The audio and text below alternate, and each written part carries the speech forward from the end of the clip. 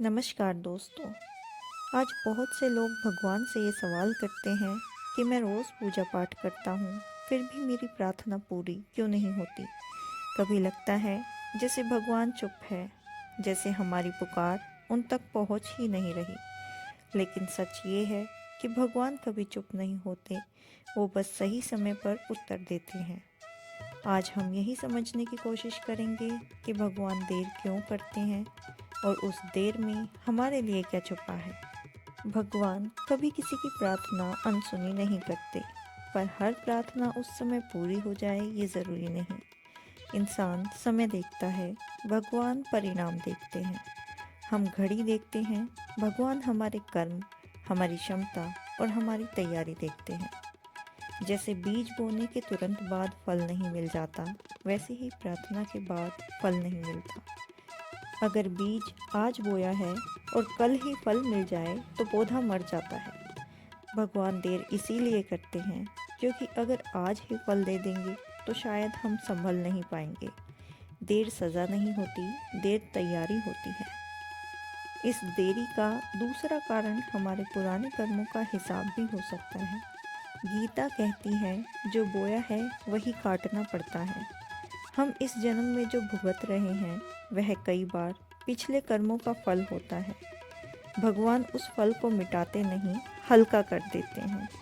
अगर वो कर्म पूरा भोगे बिना ही हटा दें तो आत्मा का संतुलन बिगड़ जाता है। इसीलिए कृपा देर से आती है, पर आती ज़रूर है। इसका तीसरा कारण विश्वास की परीक्षा भी हो सकता है। जब सब कुछ ठीक होता है तो हर कोई भगवान को याद करता है, लेकिन जब सब कुछ छिन जाता है तब पता चलता है कि हमारा विश्वास सच्चा है या मजबूरी है। भगवान हमें गिराते नहीं, वो देखते हैं कि हम गिरकर भी उनका हाथ पकड़े रहते हैं या नहीं। आप लोगों ने ध्रुव तारे की कहानी तो सुनी ही होगी। ध्रुव छोटा था, अपमानित था, पर उसका भरोसा अडिग था। 6 महीने तक तप किया, रोया, थका, पर पीछे नहीं हटा। भगवान तुरंत प्रकट नहीं होते, पर जब हुए तो ध्रुव को ऐसा पद दिया जो आज तक कोई भी नहीं छीन पाया। अगर भगवान पहले दिन ही आ जाते तो ध्रुव इतना महान नहीं बनता। इसका चौथा कारण, भगवान हमें मजबूत बनाना चाहते हैं। हम जो मांगते हैं वो सिर्फ चीज़ होती है, भगवान जो हमें देते हैं वो ताकत होती है। कई बार हम धन मांगते हैं, भगवान धैर्य देते हैं। हम सुख मांगते हैं, भगवान समझ लेते हैं।